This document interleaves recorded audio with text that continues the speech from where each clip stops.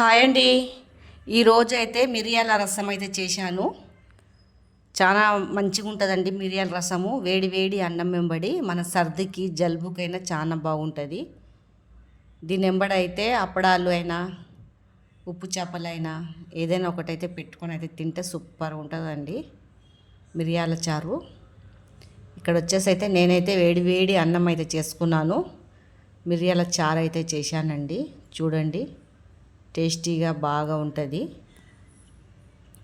మీ ఎంతమందికి ఇట్లా మిరియాల చారు వేడి వేడి అన్నము దాని వెంబడైతే నేనైతే ఉప్పు చేపలు కూడా అయితే తీసుకున్నానండి, వేయించాను తినటానికి.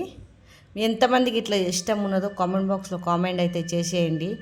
దీని ప్రాసెస్ నేను ఎలా చేశానో చూపిస్తానండి, చూసేయండి. ఫుల్ వీడియో అయితే వాచ్ చేయండి. ఇక్కడ వచ్చేసి 2 గిలాసాలు అయితే నీళ్ళు అయితే పోసుకున్నాను. తర్వాత ఒక నిమ్మకాయ అంత చింతపండు అయితే తీసుకున్నానండి. తర్వాత 2 టమాటాలు అయితే తీసుకున్నాను. ఇది ఈజీగా చేసుకోవచ్చండి మిరియాల చారు, టేస్టీగా అవుతుంది. 2 టమాటాలు అయితే పెద్ద పెద్ద ముక్కలు అయితే కోసేసుకుంటున్నాను. దీన్నైతే మనకు గ్యాస్ మీద పెట్టి బాగా ఉడకనియాల. ఇక్కడైతే గ్యాస్ మీద అయితే పెట్టేశాను, ముట్టించేసానండి. తర్వాత ఇక్కడ వచ్చేసి అయితే ఎండిన మిర్చి తీసుకున్నానండి, ఒక 5-6.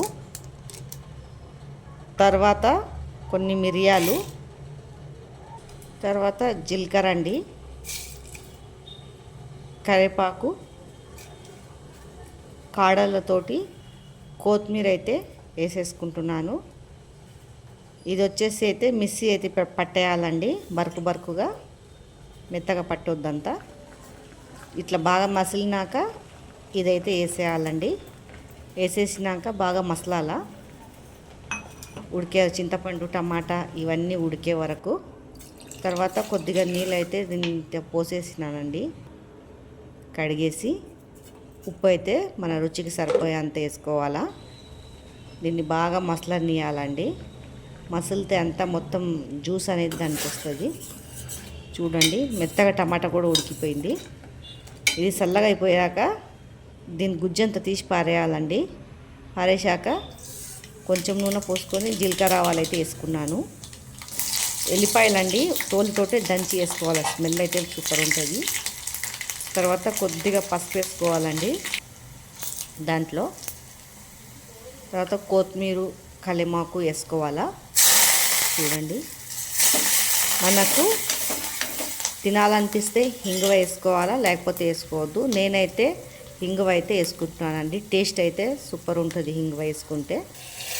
చూడండి, తాలింపు అయితే అయిపోయింది. ఈజీగా అయిపోతుందండి, ఇది చాలా బాగుంటుంది. మీకు నచ్చినట్లయితే లైక్, సబ్స్క్రైబ్ చేయండి, కామెంట్ చేయండి.